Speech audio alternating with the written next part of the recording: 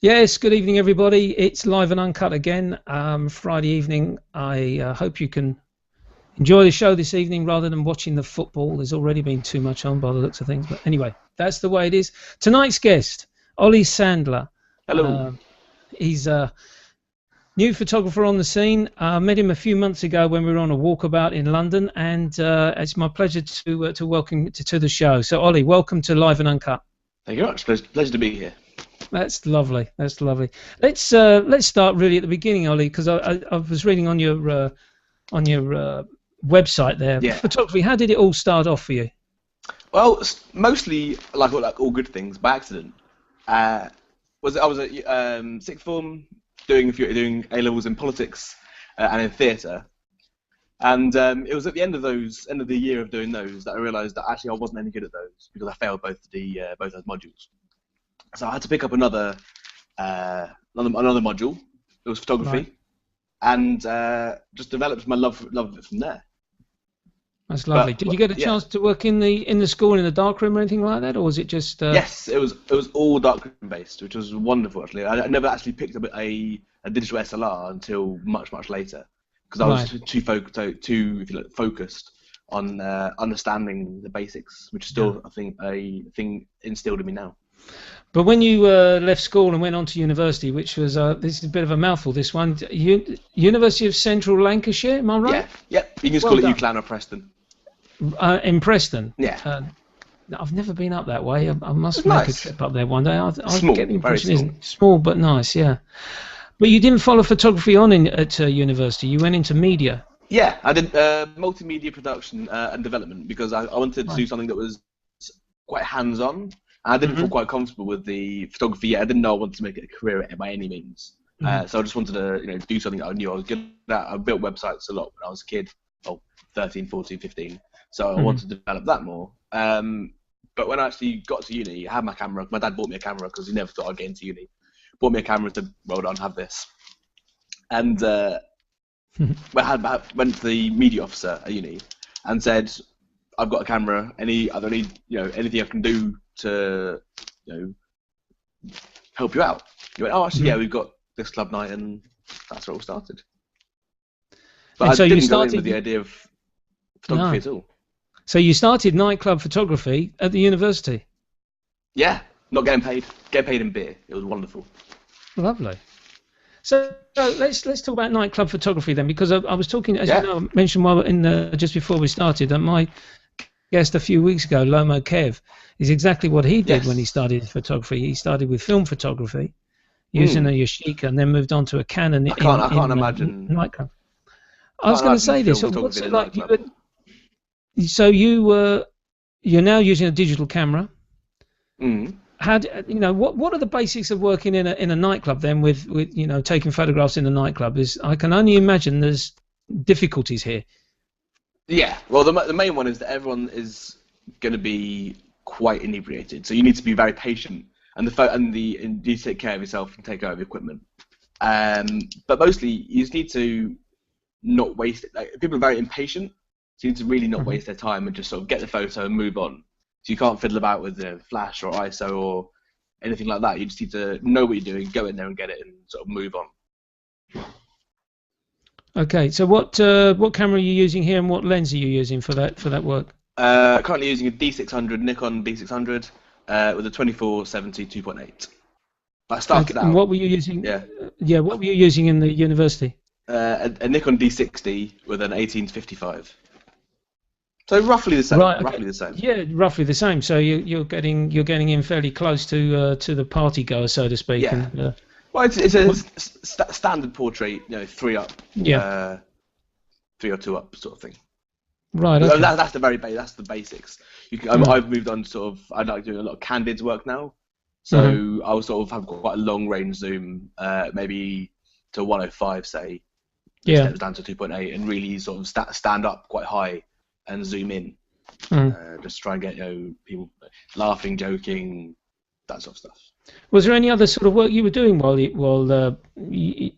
you apart from doing your nightclub photography? Were you doing other Not sort of Well, I was photographic not shoots? really in my first year because I didn't know what I was doing. I had my camera, I was mucking around, I would, shoot for bands and that sort of stuff. I did shoot a few bands, but again, not really knowing what I was doing. The photos weren't very good, but it was a good experience for me to understand how to be professional and how to not. A big thing for me is not letting people know that, if it's a big celebrity, for instance, I won't ever let them know that I'm a big fan of theirs or whatever, because it sort of ruins the illusion of the photo almost. Yeah. So when I was doing band photography, I shot Alphabet, who are a big fan of mine. I was a big fan of theirs at the time. Yeah. But I said, hey, how you doing? I'm doing photos for you tonight, la la la la. And they were as nice as could be, and the photos came out really nicely. But I think if I'd have been a bit scared of them or a bit intimidated by them, I wouldn't have been able to get as close to them. Yeah. So that was quite nice. Yeah, that's interesting work there. Interesting. So basically, how many years at university? Was it a 3-year course or 4 years? It was a 3-year course, but I actually dropped out after 2 years because I'm not academic at all. Right. Hence the reason I chose media, and it was a bit more academic than I thought, really. So what did you do then when you left uni? Came back home to London and started doing nightclub work full time. Not I said full time. Found a job in a nightclub where I still work today, and started doing photos for them. So okay, that's interesting you say that. So how did you get that job? Because there's a lot of guys out there that probably they're thinking about taking up photography as a career. Yeah. And it's interesting that only in the last sort of 2 or 3 weeks that I've spoken to guys that have been taking photographs in nightclubs. It's something which I haven't even thought, but obviously there's a market for it. How did you just tout yourself around, or did you have a lead? As with most good things, it was luck. I had a friend of mine who was starting a club night and wanted someone to come down and take photos for them. Again, not much pay, but it was sort of the promise of using my camera, which I really liked. Yeah. So I went. It was went down, took photos for them for a couple of weeks, started helping out a little bit more, setting up. Eventually started doing cashing up. Now I'm the sort of manager of that night with doing photos as well. Right. And is that the only club you work for, or do you freelance to other clubs? I'm a freelance. I work for about 4 or 5 club nights a month. Okay. That's really good. So I like it. One of the things which has sort of developed off the back of this, and was one of the main reasons why I invited you on, was the wrestling, images. My passion. Exactly. It certainly comes across that way. And I'm going to show some images later on the when we go on a screen share. But how did the wrestling come about? Well, I've been a massive wrestling fan for as long as I can remember. Right. And I wanted to get involved in it, so I started going to shows, and I saw lots of wrestling photography. I thought, oh, they look really, really good, and I wanted to get involved in that way as well. So I contacted a few organisations and said, would you be interested in having me take photos? They said yes. So I went along, took photos for them, not getting paid at all. They'll probably find me a way to get there. I'll go down purely out of passion, purely for the love of it, sort of thing. Go down there, took photos for them, and now and that was about 3 years ago, and I'm now working for about 4 or 5 different organisations very regularly. I'm working 2 events this weekend. I worked an event last weekend, and I'm pretty much booked up every weekend for events, and I'm getting paid for it as well, which is wonderful. That's super. Yeah, it's really just a very big passion of mine. Yeah. To take photos, and it's so much fun as well. It's something which I always remember as a kid, a few years ago. Every Saturday afternoon on ITV, when we used to have Grandstand on BBC, and we used to have... Greetings, Grapple fans. Exactly right. And on Saturday afternoon, we'd have the wrestling on for the UK wrestlers. And when you now see what has developed out in America with their style and what is actually in fact now, it has changed completely from what I used to. It's much more of a caricature, much more of it's much more of an athletic endeavour than it ever was as well. I mean, you don't see guys like Big Daddy. No. These big fat hulking guys. They're much more athletic toned. Yeah, they are. I don't know. This will take you back. Have you ever heard of died a few years ago, Mick McManus? Yeah, of course. Yeah. Remember him? Well, I met him. I was fortunate enough to actually meet him once. I met him playing cricket. Would you believe? He was invited along to a charitable event, and I was playing cricket against, and I couldn't believe it. There I was batting, and at first slip was Mick McManus growling at me. intimidating. I'm going to come and get you. Oh my goodness. We had some fun. Anyway, so this is good because you basically you've had a passion there in wrestling which you've enjoyed, and now you're actually photographing, and you say you're working every weekend doing this. Yeah, pretty much. I'm fortunate enough to have made enough friends, enough connections within the world of wrestling, right? That there's someone not all around the country, but I'm working in sort of South London, Mitcham tomorrow, and in shooting a show in East London on Sunday as well. And there's lots and lots of stuff always going on, and everyone's always getting very involved. And if you meet someone from one organisation, they'll often know someone or even be involved with another organisation. And it's word of mouth. I'm talking about difficulty. It's a lot in photography because you're talking here about taking photography indoors, which you're going to have a lot of lighting issues. Strobes at your nightclubs, and you're obviously going to have floodlights at the two very events. different places, two very different setups generally as well. Right. So what I'd like to do here, I'm going to go to screen share, and then if you could just talk us through, because I think it'd be interesting for those that watch this program. Definitely. Sorry, got a bit of frog in my throat this evening. Okay. How you actually go about it, and we can talk about the as I say, the lighting issues and the lighting difficulties you experience. Now my screen goes all a bit funny here until I very do wormhole. That. Is that okay now? Yes, that's fine. Who's that ugly mug?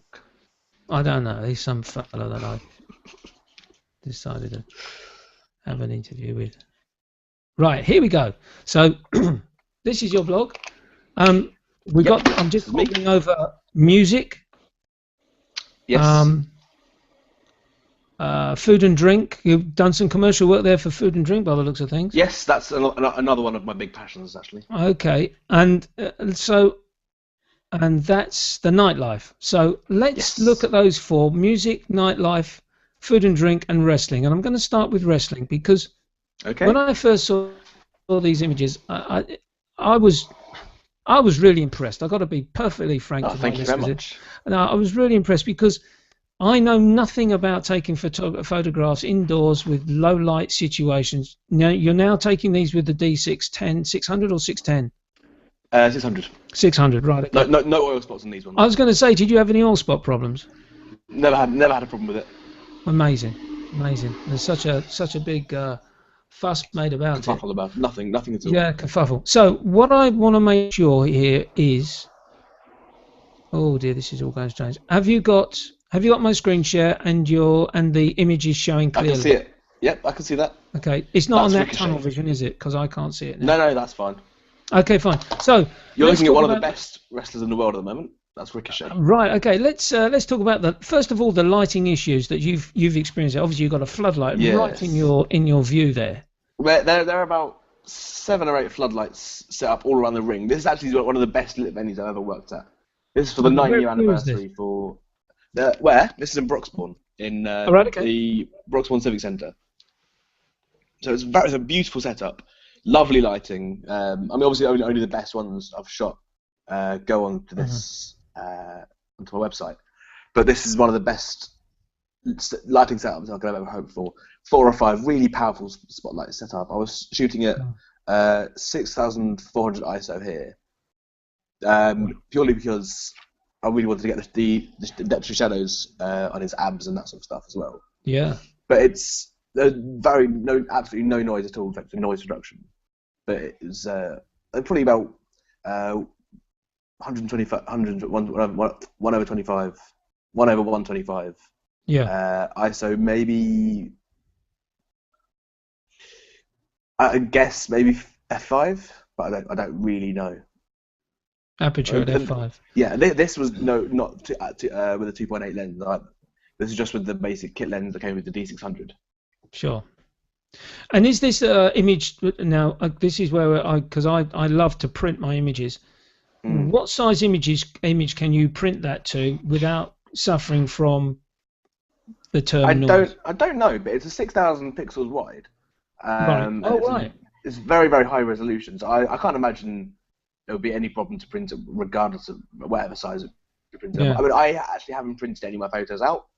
Right. never had a need to really, but Yeah. I would love to see how that would look printed out. And this, I think it's great. I love the star burst, for want of description, on the floodlight, and it's just, I think this is the event where I really started working with starbursts and getting high yeah, aperture for the yeah, starbursts. yeah. Before this, Let's I had move on no to idea another they one. existed. Please. The infamous guys in the air, Yes. the neck Poor grabber, I that. suppose. About That's a power bomb. power. Yeah, it's a big old power bomb.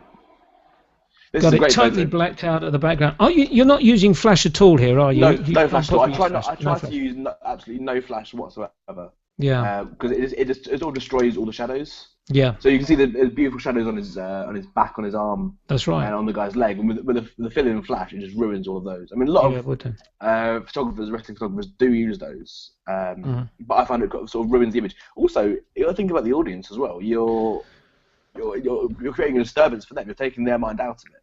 Yeah, I don't think And with also if you're wrestling, using flash, you've got to think about the athlete himself or the wrestler himself, haven't you? a lot of them don't mind it. I Right. have asked us, do you mind it? A lot of them say it makes them feel like more like superstars because they're flashing lights and all that sort of stuff. Yeah, I like that image. I know you've got more on your Facebook page, which will. We can get into that later. Yeah. When I first saw this, yes, we will. We'll put the Facebook link Yeah. in the show notes afterwards. Do you know, when I first saw this image, I thought it was Brian Ferry. Yeah, I can see that. But obviously it's not. But do you do a lot of mono photography, or is it? Well, you obviously do some, but A little. I mean, this was shot with a D60. So right. at this point in my time, I wasn't really not that knowledgeable about my photography. I was more just sort of practicing. This is a lot of working for free, so I didn't. I was practicing. So if it's in black and white, it would most likely be because it didn't work in color. Now that's not my style at all. I try and if I'm putting it in black and white, there's a reason I'm putting it in black and white. That isn't just because it didn't look right in color. But this was probably just to the back. There was nothing right in the background, just to get rid of something there. But exactly. I don't work much with mono, no. But I'd like to work more with it. Yeah. It's one here's obviously a guy preparing to go out. One of my favourite photos of all time. This is a Japanese legend in wrestling, Ultimo Dragon. He was at. I'm shooting in this place on Sunday. I haven't shot there for quite a while, probably since this photo was taken late last year. But I'm shooting there again this week, and it's it's under a train tracks in East London, and it's a wonderful venue because there's one spotlight, so you really have to try, and you can see it's quite noisy as well. But because I've put it into monochrome, the noise looks more like grain. Yeah. So exactly. I'm really happy that this photo came out. Yeah, that's well done. I love the expressions of the ladies behind. You've got the one clutching. I don't know what she's clutching there on the left-hand side, and you've got the two on the right with one of them whispering in her ear. They've obviously. A friend of mine captioned this: Ultimo Dragon protecting bashful ladies from English brutes. Nicely put. I thought it was brilliant. Let's move on to another subject. Please. Go back. Let's look at your music images. Yes. Now, there's only one mono here. Where were these taken, Ollie? These were taken at the Proud Gallery. Actually, they vary. This was taken at the Proud Gallery in Camden. Uh-huh. This is a band called Wani Junction. I've shot them a couple of times, so I knew what I was going into it. So I made sure to really try and get narrow focus on the hand and really focus only on the face and that sort of thing. That's right. Yeah. Excuse me. Were you invited by the band to this show, or did you get by the DJ, by the promoter? The promoter's a friend of mine. Said, "Do you want to come down, take some photos of the band?" I jumped at the chance because I love taking photos of bands. Yeah. Let's move on. Back to the colours. It's fairly close, small. This is the nightclub I'm actually working at tonight, and I'm shooting this band again next week. It's the Rotten Hill Gang, and that's Alexa Coley on the right. It's what you can't see here is behind me. There's about 150, 200 people just pushing forward. I mean, you can see with the hands on the left-hand corner. There's people just reaching around me and pushing me, and it's a really wonderful atmosphere. So these photos are often very spontaneous, and I don't have much time to judge them. So when they come out nicely, they come out really, really nicely. And would the club or the nightclub be using these in a published situation? Yeah, they'll go on Facebook and generally on the website as well. And the band get to use them as well. So I don't know if they've been used on in print, but I doubt it. Yeah. Let's move on. Oh, there's a bass guitarist here. Bass guitarist from the same band, yeah. Yeah. Let's get another one. I like this. I like this. This is one of the first. I think one of the first music photos I ever took. This is in Preston. That's Dan Sartain, who was a rockabilly guitarist who was just such an inspiration at the time because he came on inside smoking a cigarette, and when someone said you can't smoke a cigarette here, he just looked at them like, you don't tell me what to do, I tell you what to do, which was just amazing. And I was doing D60, probably this was a 35mm 1.8, just because I was playing around, I had no idea what I was doing again, just really playing around. And this photo came out, and you've got such a great atmosphere here. Obviously, the immediate thing that a lot of guys would do, me especially, would probably focus straight on the musician's face, take the clip, and then move on to another one. Here, I think I probably did do that as well. Fair enough. But this choice of having one on your website where you've taken the time to focus in on the head of the guitar there, and the rest is just thrown into blur. And obviously you can do that with a 1.8 aperture on the lens. Yeah, and it was. Yeah, I really like that. I mean, at this point in my career, it was most likely more of an accident than anything else. But it's definitely influenced me going forward. Exactly. So a lot of my photos now, if I'm shooting a band, I'll make sure to get out the face, but I'll 100% make sure to get one of just focused on the head as well. But I think this is so beautiful because it's so organic and raw, both in the photo and in the process as well. Yeah. Do you have any problem moving around in front of the band when these guys are playing, or are you upsetting the audience behind you, or don't you have? I was told something very funny once. Don't worry about upsetting the audience. You're being paid to be there. They've paid to be there. And I thought that was. I understand what they're saying, but if I was in the audience, if I was an audience member, I'd be a little bit annoyed if someone just stood there all the time. Yeah, exactly. Yeah, I was talking to Jerry Walden a few weeks ago, and Jerry likes to go and take photographs of jazz bands, but he takes them during the practice sessions. So he said, I can actual fact move around, get into very strange and awkward positions and take photographs of the guys playing without upsetting the audience, which I thought was a lovely touch. See, I don't necessarily mind upsetting the audience. It's the band that I want to upset. Very true. So if I've got time, I'll go up to the band before and go, hey guys, do you mind if I use flash? Do you mind if I get in your faces? Do you mind if I come on stage? And often 9 times out of 10, they say that all that's absolutely fine. But because obviously you're going to be able to sell the photographs onto them, and they're going to be using them. I actually wouldn't sell the photos onto them. I'd just let them have them. That's what I meant. That's what I meant. You give. Yeah. Because I mean, a lot of people would say, "Oh, yeah, I can charge the band because of it." I would not. Because I get paid to be there, so I think it's a little. Yeah. Not really mean-spirited almost to sell the photos on, even though it is a business and. But I think the point, and I admire you for it. You're being paid by the club to take the photographs of the band, and you're giving the photographs to the band to use, obviously with your copyright permission. But if the band were to say, "We want you to tour with us," then of course that's a totally different kettle of fish, isn't it? And that's how it works, because often if you provide someone a photo, they'll go, "Oh, that's really good," and they'll contact you again. It's more of an advertising thing than anything else. Yeah, very true. And often my logo will be on the photo that they get. So if they want to use it, they've got my logo on it. Exactly. This is interesting because this particular image I've stopped on here, I don't think this is done enough. I don't think that the showing the crowd is done enough. I know that's there's what I think as well. Photographs out there. Which, that's what I think. So this shot here of these faces and. Great, they're enjoying themselves superbly here. You can see that, and I think the bassist has just said a very rude remark. So the girl on the right is quite shocked, and the guy in the back is absolutely loving it. Yeah, it tells a great story, that one. Mm. I love stories in images, and that's a little bit of looks like a little bit of a soulful bass player there with some. I love the face that bass players make when they're really they do. And they properly go for it, and I like that. I think that's what this guy was going for as well. A lot of expression Again, in one his of my face. first photos for music. Yeah. Just goes to show that just because you don't know what you're doing doesn't mean it's bad. Yeah. Yeah. Let's go to food and drink, and then I'll come out of the screen share, and we'll come back to this later. Okay. Now this is where would we term this as a passion? Your second passion after wrestling, Yeah, or my second passion. I'm a is it bit of a after music? foodie Yeah. anyway. I'm a bit of a foodie, so I would say Right. my passions in life are wrestling and food and photography. Yeah. And my girlfriend, she'll kill me for that, so my girlfriend. But food and drink is this definitely a big commissioned passion work? of mine. Is this commissioned again? work you've done here? Is this Yes, commissioned work you've done? this was for the Food and Drink Guide UK.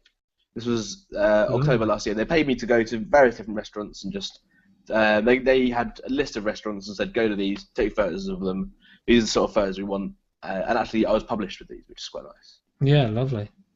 I love the flame in the beaker there. Yes, That's that really was cool. quite wonderful, and it tasted good too. So Can you remember the settings on your camera for that? Probably around 1/250. Quite a high ISO, but that's been quite heavily edited as well. Right. In Lightroom, that was when I was getting started with Lightroom, so the clarity's been bumped all the way up for that. Yeah, sure. I think probably the flash was off camera. I'm a big fan of off camera flash. Yeah. With a cable. I'm with you. That was probably just to the right, facing into the beaker. Into the beaker to get that flame. Yeah. Yes. Yeah. Let's move on. But again, completely spontaneous. Yeah. Nice. That was a paradise for us. That's just some tomato bruschetta on bread. Yeah. But that was with a very wide lens. Actually, I think that was probably on my D80. My D80. Mm-hmm.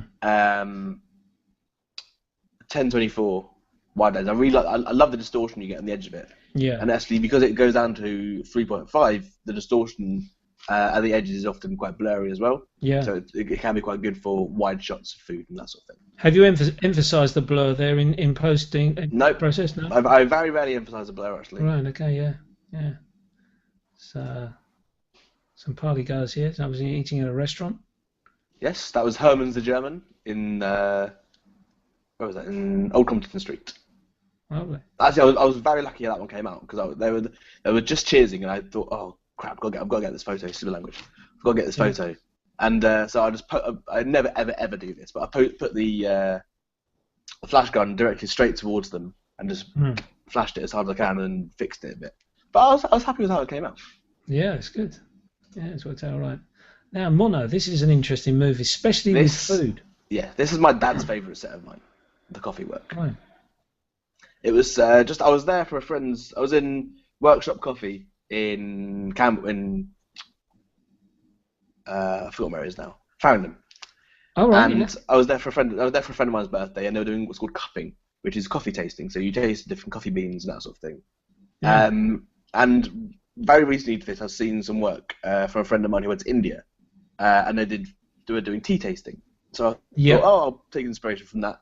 So I made these look like they were in India tourist ones. Because again, I wasn't a photographer at the time. I was just working for a catering company, not knowing what I wanted to do, but I had a camera, so I took it everywhere I went.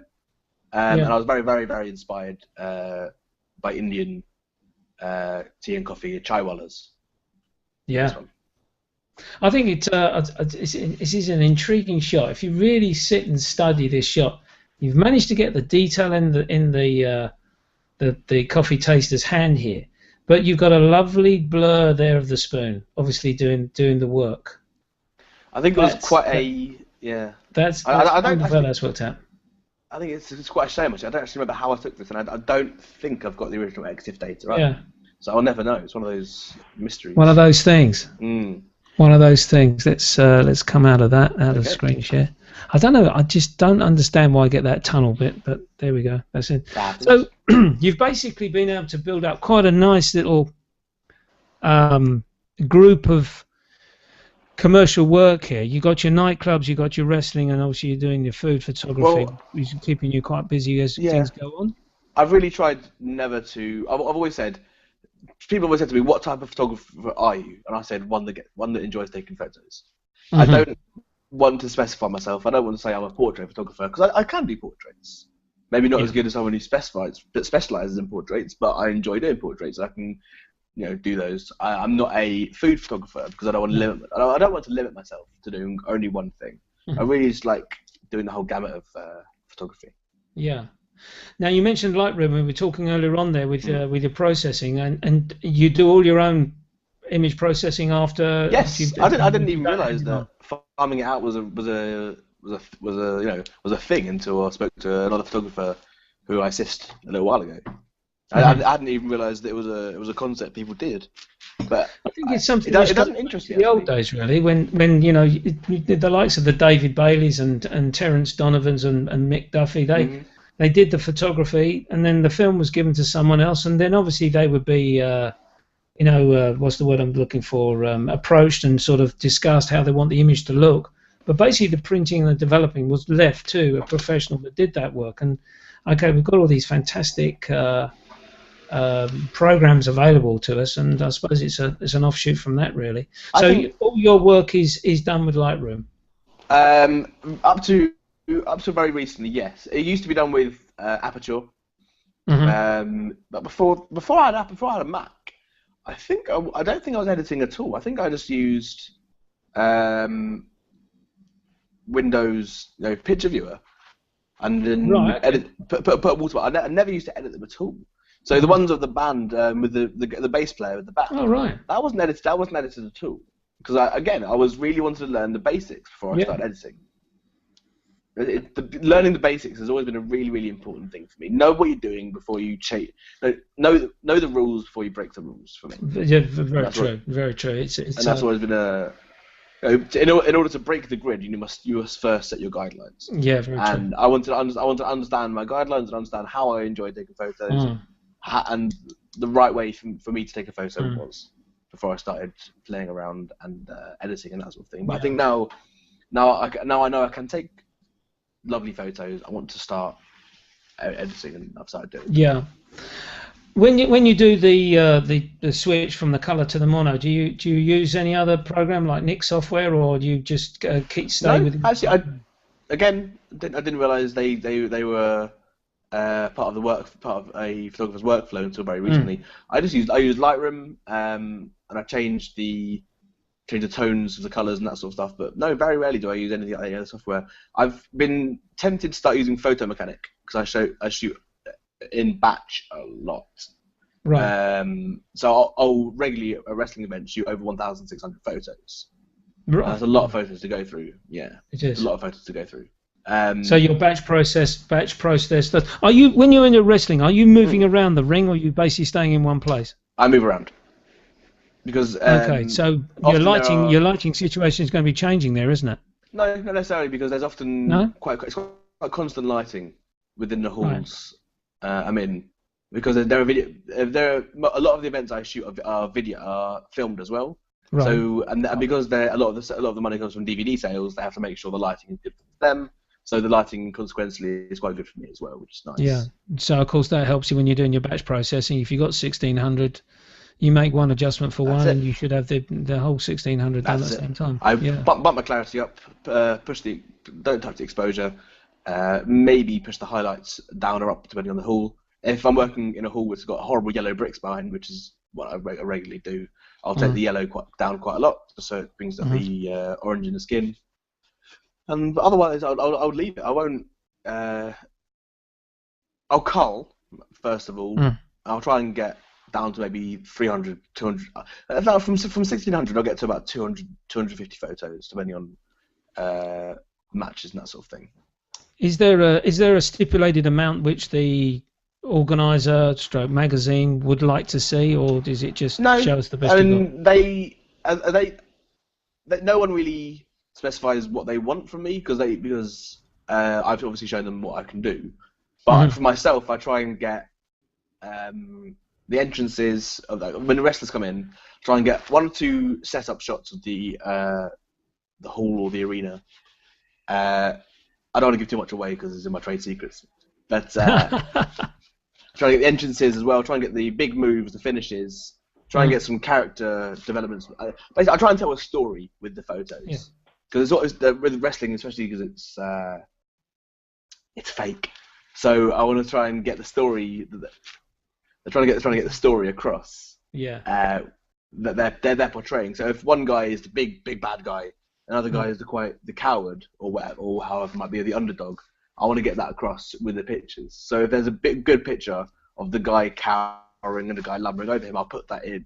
But if there's a picture of them almost breaking character, I often won't put that in just because it sort of ruins the mood a little bit. Yeah. Obviously, with a photo as well, I think you can capture the moment where their hand blocks a slap, for instance. So I'll get rid of all of those. Yeah, I think the word we're looking for, rather than fake, is entertaining. Yes, no, I know absolutely. exactly what you mean. If you tell a wrestler is fake, he'll slap you and say, "Does that feel fake?" Exactly right. Yeah, I know that. Yeah. I've been there, done that. Now let's go back to basically when you started, and obviously you're carrying on. Is there any particular type of photography which you've studied or that you've learned from over the period of time that you've been your career? Aside from my peers. Well, I think aside from my peers, who I've studied, there was a couple of guys at university who are older than me who were taking photos in the same arenas, same events that I was doing.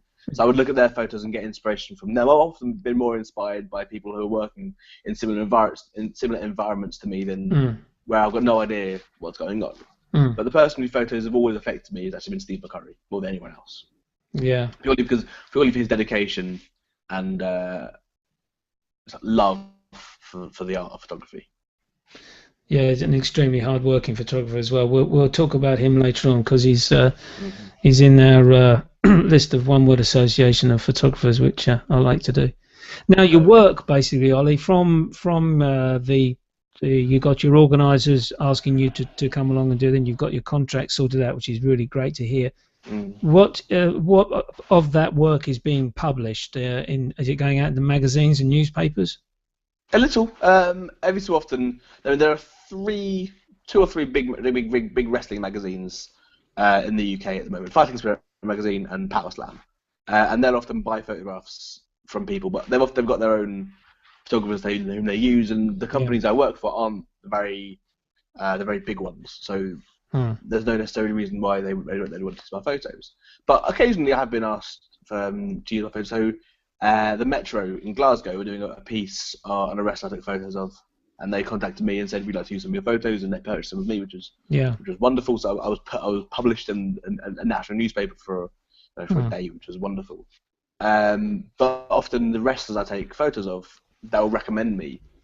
So if someone's doing a feature on them, like the tag team with who were doing the Powerbomb earlier, they had a piece on them in Fighting Spirit magazine, and they said, well, we've got loads of really good photos from this and that event. Actually, one of those photos was used. So I was lucky enough to be published in that magazine as well. But often it's you have to approach them, and they we've already got this person, blah, blah, blah. So a lot of my work doesn't get published. It's self-published on Facebook more than anything else. Yeah. But there's a lot of interest there. So you are basically doing the selling for yourself. You haven't got an agent doing the work for you. You're not putting your photography into a stock situation. It's all me. It's all my photos. Yeah. All my wrestling photos. The best wrestling photos I've got go on Facebook. I tag all the wrestlers in them, and so they all get shared to their pages. And that's the way my name gets out there, and that works absolutely perfectly for me at the moment. I mean, just to give an example of how well that works. Yeah. I set up my wrestling Facebook page about 2 weeks ago, because I originally had it all going through my Ollie Sandler photography page, which is my commercial page, and I was getting lots of interest there, but I found that a lot of people weren't liking the page; they were only liking the photos. So in order to counteract that and to get more interest in myself rather than just the photos, I set up an entirely different project called the Ringside Perspective. And started uploading more photos to that and tagging wrestlers in that and getting people involved in that. And in the past 2 weeks, I've had 400 likes, which is remarkable. Because you're directing. This is interesting because this is where I think social network is important, and not only for a business like yourself, where exactly. You're getting yourself out there, and this success is obviously because you are. Bringing your direction of photography down to a finite area, and someone's searching for that particular subject matter. Whereas if you're if it's tucked away in someone's timeline, personal timeline, effectively it's going to be lost, isn't it? Even if it's on a website, people spend more time on Facebook than anything else nowadays. It's what people spend most of their time looking at. And if your friend is tagged in, say, 15 photos, you're probably going to look at them. And if you know your friend's a wrestler and you're interested in wrestling, you're going to look at those photos. And if you see the entire set and you like the set, you're going to like that page. And then you're going to tell your friends to like that page. Oh, look at these good photos. And then I'm going to get business off that. I'm going to get known, and I'm now very well known about that. Yeah. So what I said about specialising earlier, I don't want to specialise my style, but I do want to specialise my niche. So if I can get people to know about me as a wrestling photographer, but also I do this other photography, but I am a wrestling photographer to you, that's what you know me as, then that's what I'm going for with the wrestling stuff, especially because it's such a different world to the real world, if you like. Let's talk about this wrestling it's my site. brand. Yeah, well, exactly right. Let's talk about this wrestling page, for want of description, a little bit more. So, is this a page off Ollie Sandler, or have you actually set that up as a totally separate? It's an entirely new page. It's an entirely new page. New page. Yeah, it's using my name, so it's the Ringside Perspective. But there's one mention of my name on the entire profile. The rest of it is just branded with the Ringside Perspective, and ideally, further down, or not ideally, an idea I had further down the line was to make it so 4 or 5 or however many photographers could produce work that would be showcased on this page. So it would be, and I want to start doing more than just wrestling, like MMA and boxing and things like that. But what's really important is that each of the photos has a very visible logo on them. So that when someone sees that photo, they go, that's the Ringside Perspective. Not necessarily, there isn't a style, but there is the logo you see. Yeah, exactly. It's interesting you mentioned about boxing, because I remember you posting that you wanted to start developing on into boxing. How's that sort of started yet? Have you been able to follow up on I've been in talks with people. There's an MMA gym, 2 or 3 MMA gyms and fighters around London who are interested in talking to me.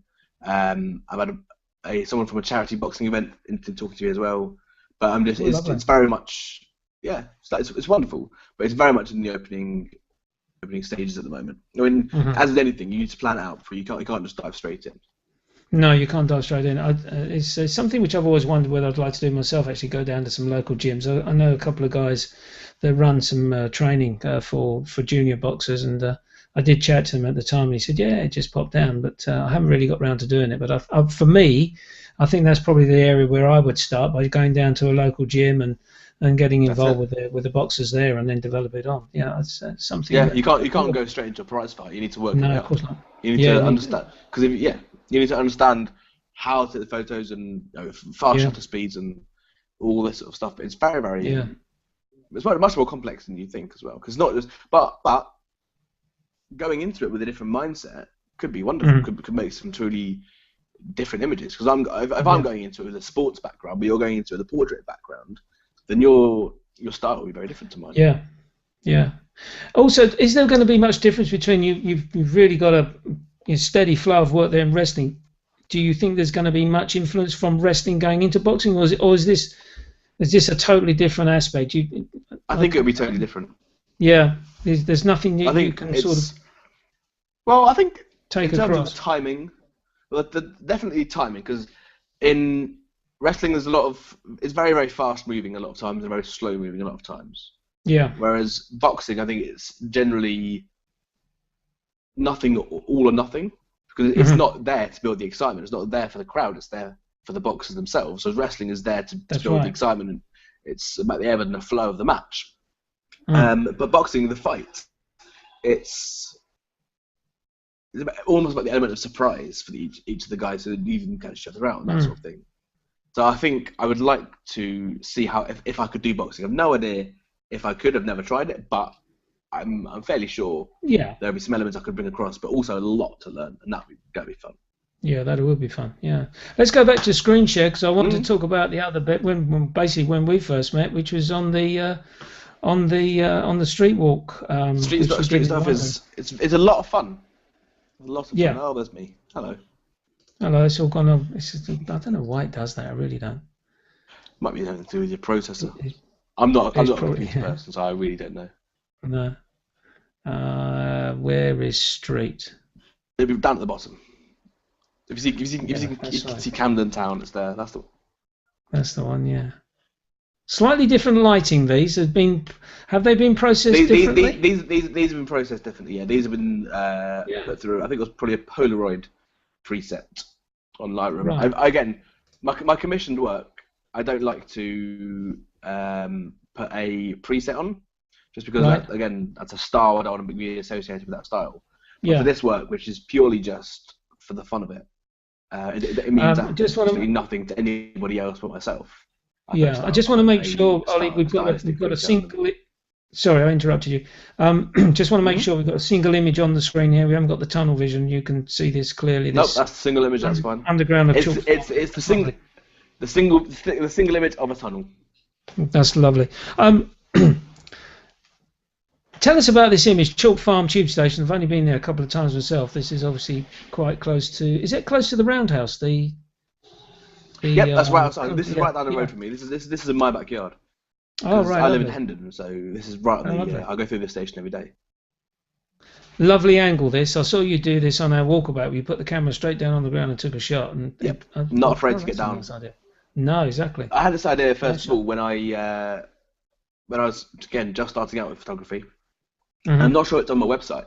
But there's a photo of Oakwood Station, which is my home station, and there was lots of ice crystals on the floor, and I wanted to get a picture of those. So I put my camera down on the ground, took a picture of the ice crystals, and actually the photo was again one of my dad's favorite photos of mine because it was very very um, wide focus. So everything was in focus, and all the crystals in front were in focus, and the train coming through was in focus as well. So I wanted Right. to replicate that here, and I like that it came out. This took a lot of attempts actually because I wasn't sure whether to go for a low aperture or a high aperture. I think this was quite a low aperture. Yeah.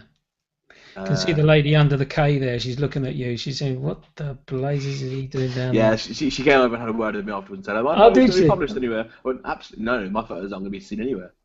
Exactly. Yeah. There you That may are. have been a little bit of a lie, but yeah. Yeah, what's this guy selling? Oh, Peacock feathers. peacock Apparently, feathers. Yeah. I didn't realise, but apparently he's seen all around London, and Is it really? he drives a Jaguar. Yeah, Uh, and drives a jack. amazing, isn't it? Amazing. Yeah, it is. How have you done this process you've done here? Could you tell us about the process? Because It was just a filter I found. It was oh, right, okay, a preset filter in Lightroom.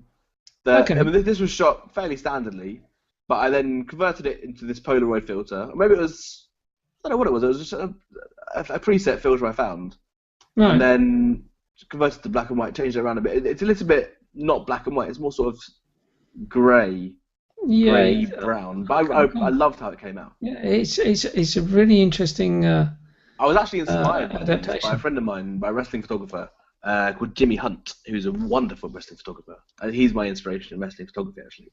Right, And he puts a very lovely, almost like a mist over his photos. And I was inspired to look yeah. for a decent preset because of that. And I think with these, I almost sort of found it. So if you look at the hats as well, there's almost like I'm a just film about to over click on those. it. Yeah, Yeah, exactly. yeah. Yeah, So there's almost like a misty film over them. yeah. You got that sort of wash over it. Mm. Yeah. And that's what I really liked about it. Something But I've I seen like the something symmetry in this one as well. Yeah, exactly. I've seen something very similar in a Hipstamatic app on the iPhone. Yes. Um, I try not to use any of those apps because I get yeah, inspired by them too quickly. I think it's called Robusta is the film and the lens is Madeleine. Madeleine. I haven't used many Yeah. apps. I don't like Instagram and all that sort of stuff personally, No. in my opinion. Just because I don't feel that's for me that isn't really traditional photography because it's not. Right. Yeah, but that again, that's just me because you don't know what you're doing. You don't know how you're changing the photograph. So That's true. yeah.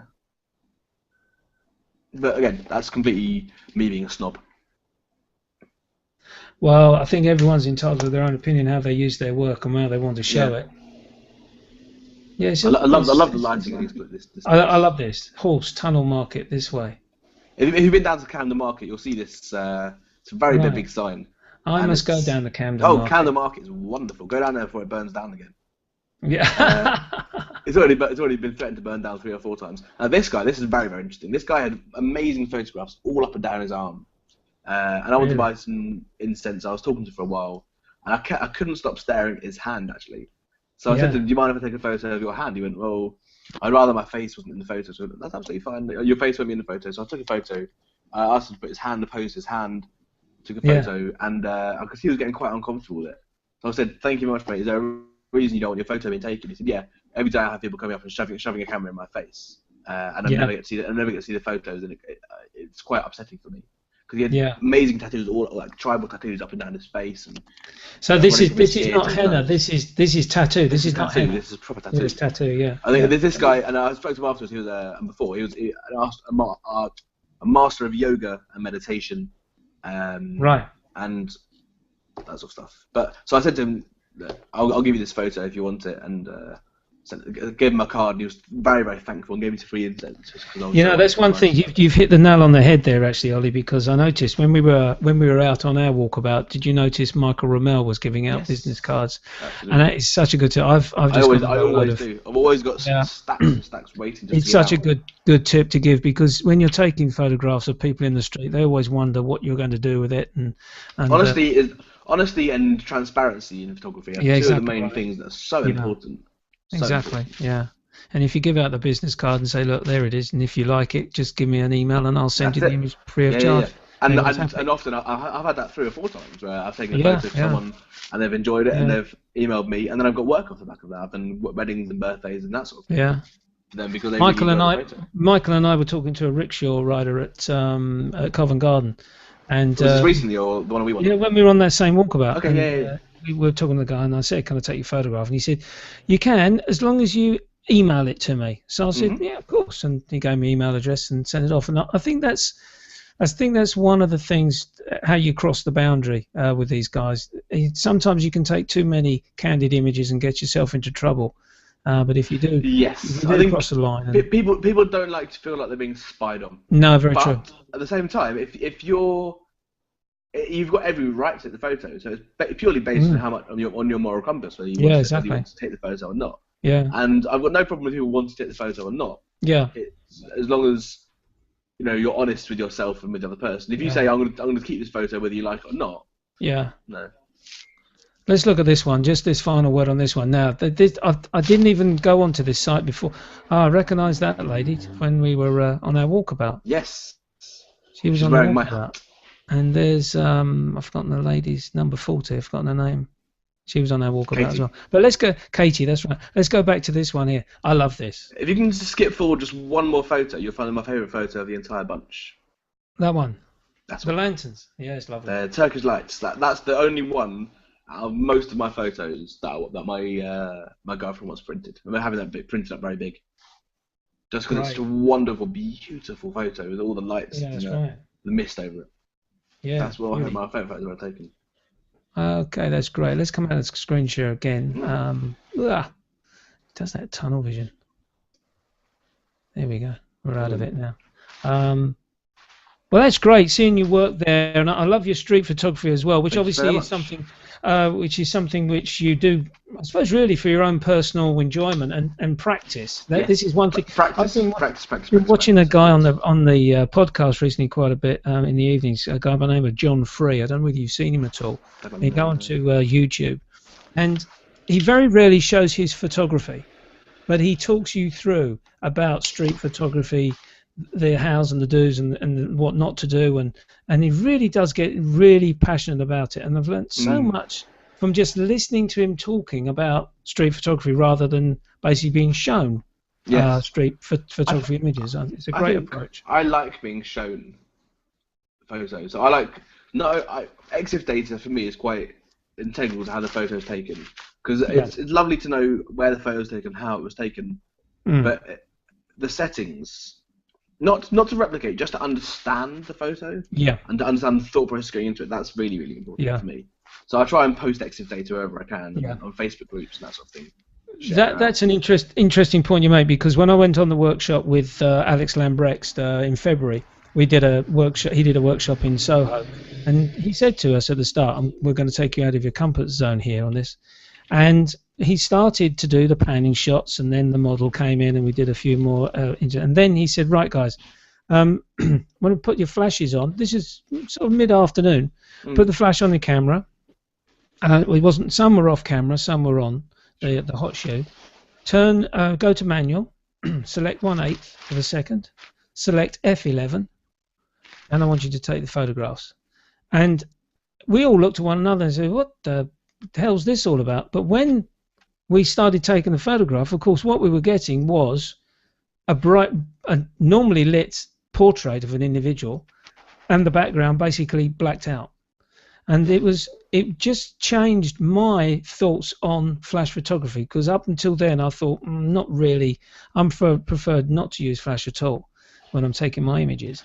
Yeah. But this style that he created, that he's developed himself, and then sort of passed it on to us, was just an amazing insight, and truly took me out of my comfort zone, because the first few images, I think that's part of the wonderful thing about using flash.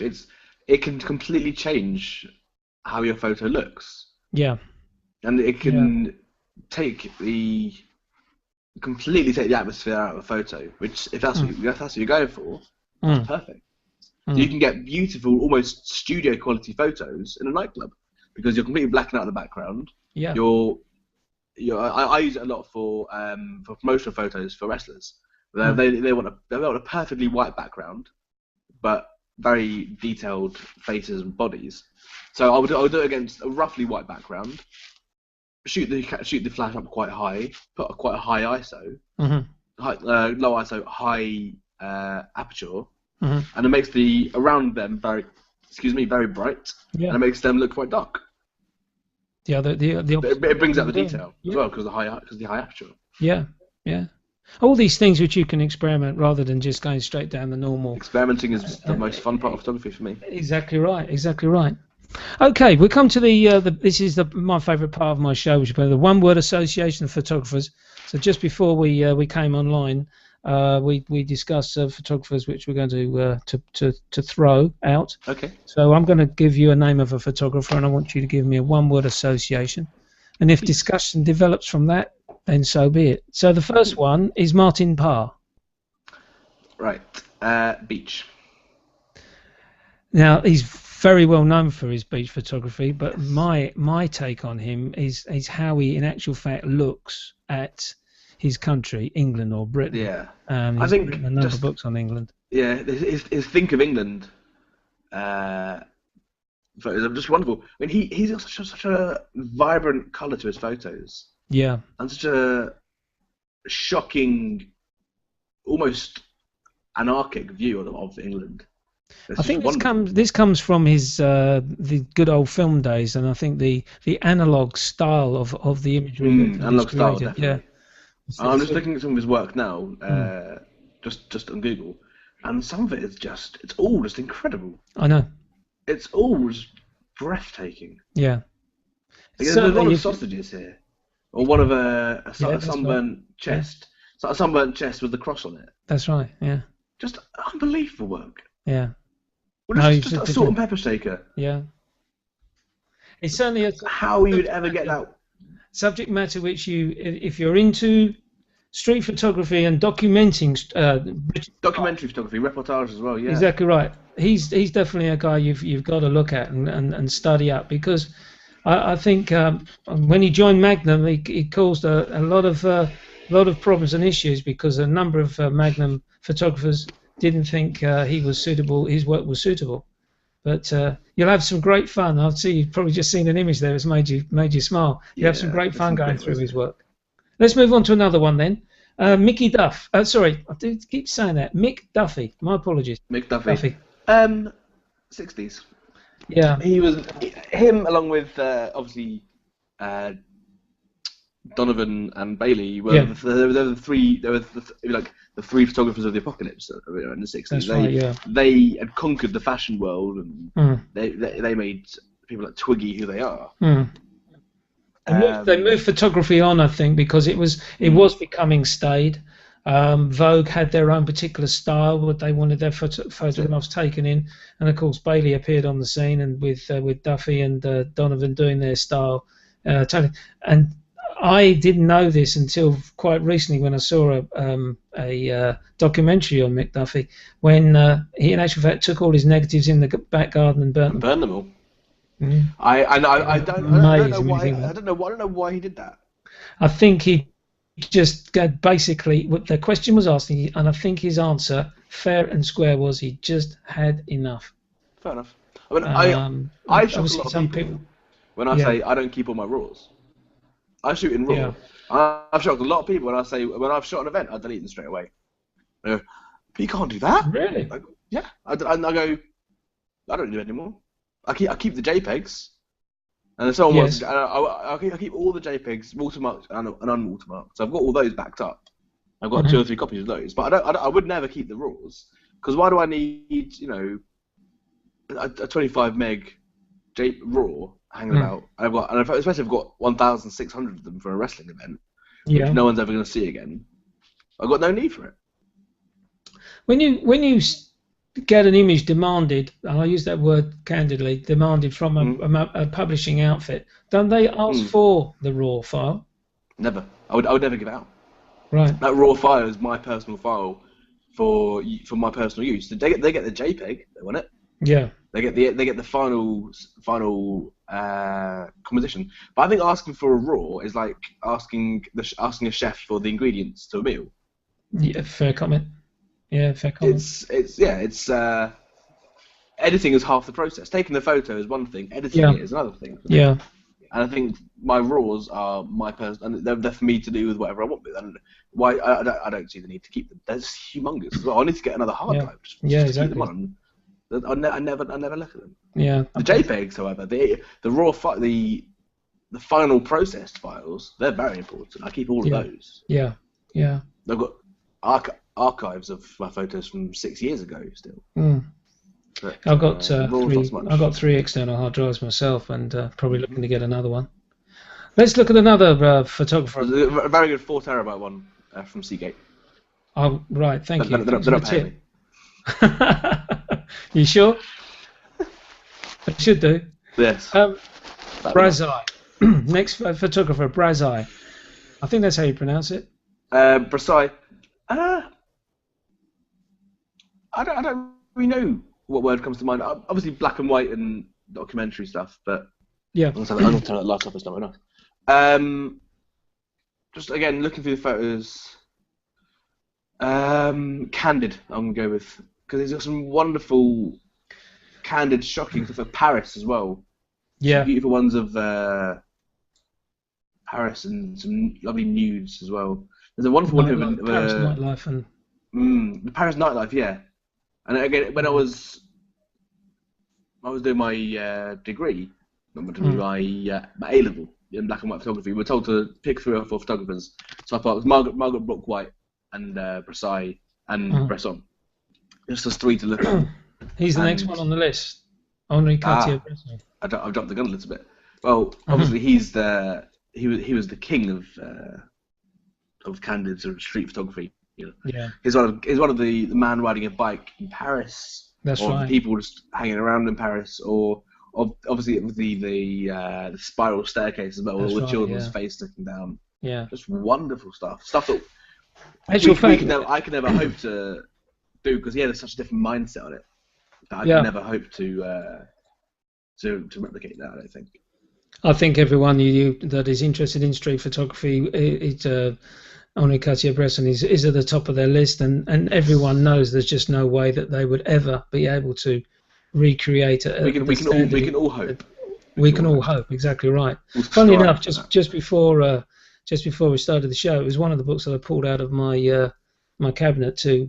I want to go through and start studying his work again, and just flicking through the pages and getting a good feel for. I've got a wonderful little book of photos of his when I was in Bristol last.